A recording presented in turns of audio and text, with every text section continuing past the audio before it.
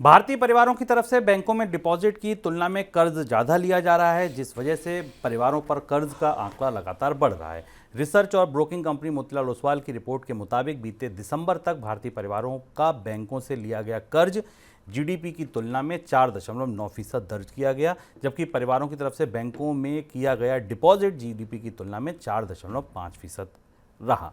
Sir, क्या बता रहा है ये आंकड़ा?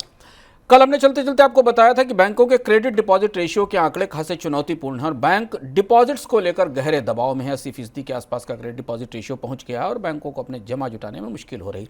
अब उन आंकड़ों के पीछे से एक महत्वपूर्ण तस्वीर निकल कर आई है, जिसका एक इशारा हम आपको एक इकोनॉमिकम में दे चुके हैं, जब हमने भारत की बचतों के बारे में विस्तार से इकोनॉमिकम में बताया था कि भारत की बचतें किस तरह से टूटी हैं और कर्ज किस तरह से बढ़ा है परिवारों पर। और भारत के परिवार इस समय रिकॉर्ड कर्ज में बैठे हुए हैं। अगर आप बैंकों के पर्सनल लोन की ग्रोथ की रोशनी में देखें, बैंकों की तरफ से पिछले 2 साल में पर्सनल लोन और क्रेडिट कार्ड लोन्स की बढ़ोतरी की दृष्टि से देखें, तो आपको इस तस्वीर का कुछ अंदाज हो जाएगा। आंकड़े बता रहे हैं कि जीडीपी के अनुपात में भारत में हाउस होल्ड डेप्ट, परिवारों का कर्ज, अब 40.1% के आसपास पहुंच गया है, जो कि 36.9% था ठीक एक साल पहले 2022 में। 2023 का आंकड़ा हमारे सामने। एक साल में इतनी बड़ी बढ़ोतरी सीधे तौर पर आपको बैंकों की तरफ से जो बढ़े हुए पर्सनल लोन है उनमें दिखाई देती है।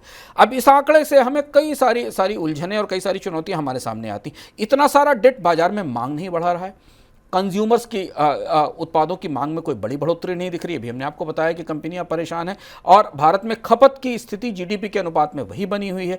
ये बता रहा है कि भारत की अर्थव्यवस्था में वेतन बढ़ने की कमी, कमाई की कमी के कारण बचतें तोड़कर या तो लोग खर्च कर रहे हैं या फिर वो कर्ज लेकर खपत कर रहे हैं। और ये बैंकों के लिए बेहद चुनौती भरा संकेत है, क्योंकि जिन लोगों को अब कर्ज दिए जा रहे हैं उसमें से बहुत सारे अनसिक्योर्ड क्रेडिट हैं, जिनके ऊपर रिजर्व बैंक ने सख्ती की है।